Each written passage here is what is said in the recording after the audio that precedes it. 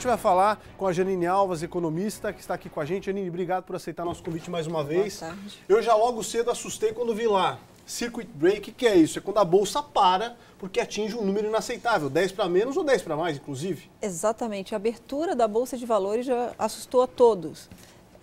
Petrobras caiu 20% na abertura do pregão. O dólar disparando. A Vale do Rio Doce, 13%. Isso é muita coisa para um dia só. E o estrago político e econômico pode ser muito grande a partir desses reflexos, né? Mas, por sorte, a Bolsa parou e, na retomada, já reduziu o nível de perdas, né? O que dá uma sinalização relativamente positiva de reação do mercado. E o que a gente espera, o dólar também disparou, mas teve muita especulação. Algumas agências de câmbio começaram a negociar o dólar acima de R$ 4,00. E mesmo com todo o problema político, está acima de qualquer perspectiva, né? Para muita gente não fica claro exatamente onde é que atinge, de fato, na economia, apesar dos números estar sendo mostrados, enfim, na imprensa, na internet. Por exemplo, o próprio Joesley Batista chegou a contar para a Polícia Federal que tinha uma suposta dívida de 20 milhões com o ex-presidente da Câmara de Deputados, Eduardo Cunha. 20 milhões por conta de um projeto que ele estaria facilitando dentro do parlamento, justamente para que se beneficiasse o setor do frango. E nós aqui em Santa Catarina temos tudo de frango. Um dos maiores nomes na exportação brasileira é catarinense. Então esses impactos são realmente reais, né? São reais, né?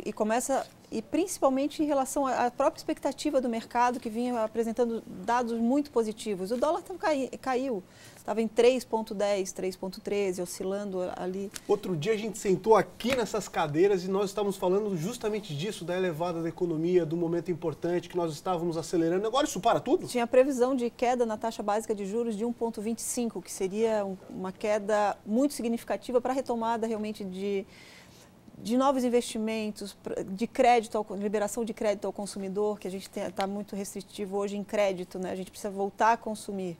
Selic vai se movimentar de novo. O impacto nos juros ele vai acontecer. Eu acredito, porque infelizmente no Brasil a gente já se acostumou tanto com o escândalo político, que vai acontecer um descolamento dessa crise brutal. Óbvio que hoje, os próximos dias vai ter muita oscilação, vai ser turbulento, mas a gente vai ter esse descolamento, até porque hoje o Brasil precisa voltar a crescer, os empresários têm essa consciência e principalmente que o setor político, ele não ajuda, ao contrário, ele está atrapalhando o desenvolvimento do país. Isso que eu ia te falar, mas como, né, a gente vai se manter positivo? Vários amigos, entrei em contato hoje de manhã, tá todo mundo vendendo dólar.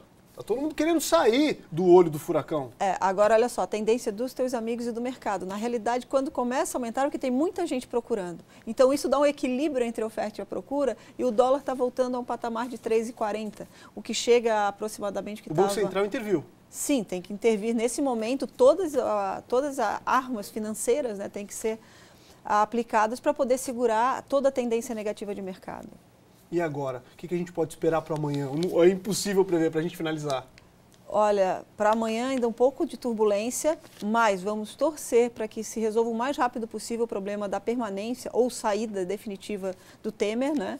Ou seja por impeachment, ou seja por renúncia, ou mesmo através do julgamento na próxima semana, enfim, se a chapa dele com a Dilma vai ser cassada e os dois... na prática, perderiam o mandato. Então, o que a gente espera é que se resolva rápido e que não tentem nos enganar com notas dizendo que não tem nada a ver com o processo, porque a gente está vendo que isso é a pior coisa que tem. A gente está sabendo que está lidando. Existem provas, nesse caso, contundentes, né? Só me preocupa uma coisa, todo esse escândalo, todo esse tumulto, porque existe uma prova de que ele não queria que o Eduardo Cunha falasse. Se o Eduardo Cunha falar, como é que a gente fica? Janine, obrigado por conversar com a gente aqui. Bom, agora eu quero saber o seguinte ao vivo também, porque a gente tem posicionamento de outros lados da sociedade. Por isso a gente vai conversar ao vivo com o repórter Paulo Miller, que está com o presidente da OAB, a Ordem dos Advogados do Brasil, aqui em Santa Catarina, e vai trazer outros detalhes. Como é que a OAB vai se posicionar diante de tudo isso, Paulo Miller? Olha, Polito, a OAB já se posicionou e é muito clara aqui em Santa Catarina, tanto é que já é uma posição, inclusive, da OAB Nacional, que essas gravações aí onde supostamente apareceriam o presidente Michel Temer possam ser divulgadas o quanto antes, até para esclarecer o que está acontecendo. Como você falou, está aqui comigo o presidente da OAB em Santa Catarina, o Paulo Marcondes Brincas. Paulo, esse é um posicionamento claro da OAB aqui em Santa Catarina, tanto é que a OAB Nacional já está movimentando aí para que essas gravações sejam divulgadas, mas aqui para frente, o que acontece? Na verdade, o presidente nacional da OAB já esteve no Supremo Tribunal Federal. Nós achamos que, a partir da divulgação do que seriam essas informações, isso deixa de ser um processo meramente criminal, isso passa a ser um processo político, porque caso verdadeiras essas informações, caso realmente se confirme, me parece que não há mais condições políticas do presidente da República estar à frente do país. E aí várias consequências podem advir disso. Há muito que se fala agora na questão das eleições diretas e indiretas, né? Qual que seria o caminho nesse caso? Na verdade, há uma discussão bastante grande a respeito disso. Saindo o presidente da República, quem assume a presidência é o presidente da Câmara dos Deputados, mas de forma interina. Ou seja, ele precisa convocar eleições. Aí vem a questão, diretas ou indiretas, depende. Se houver um processo de impeachment do presidente Temer, a solução constitucional são eleições indiretas. Se houver uma renúncia, também eleições indiretas. Agora, pode acontecer uma outra coisa. Pode acontecer que aquele processo de cassação da chapa Dilma Temer, que está no TSE, seja julgado. E com isso, o afastamento se dê em função desse processo. Se isso acontecer, a solução são eleições, de acordo com o Código Eleitoral, a solução são eleições diretas.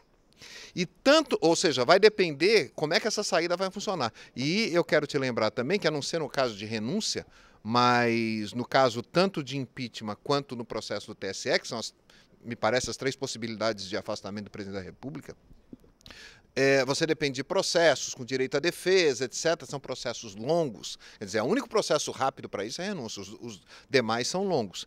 E qualquer que seja a solução, quem assumir numa eventual eleição, seja direta ou indireta, é só até o final do ano que vem.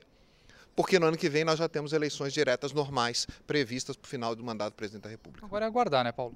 Agora é aguardar, verificar, no primeiro lugar, saber se realmente são verdadeiras essas gravações. Sendo verdadeiras, acho que aí a situação política fica muito grave. Qual desses três caminhos tomará? E a partir desses três caminhos, se a eleição será direta ou indireta. Paulo, muito obrigado. Eu conversei então com o presidente da OAB aqui em Santa Catarina. Polito, essa é a posição da entidade. Claríssima aí, como você pôde acompanhar também aqui com a gente. Obrigado, Paulo. Obrigado ao presidente da OAB por aceitar nosso convite e vir aqui até os estúdios, até a RIC TV Record. Janine, mais uma perguntinha para a gente poder encerrar.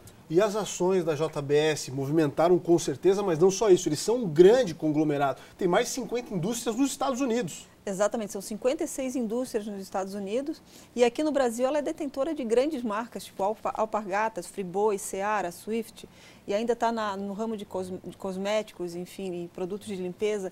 É um mega grupo, né? Então o impacto, a princípio, óbvio que as ações da JBS também caíram, junto com a Bolsa, né?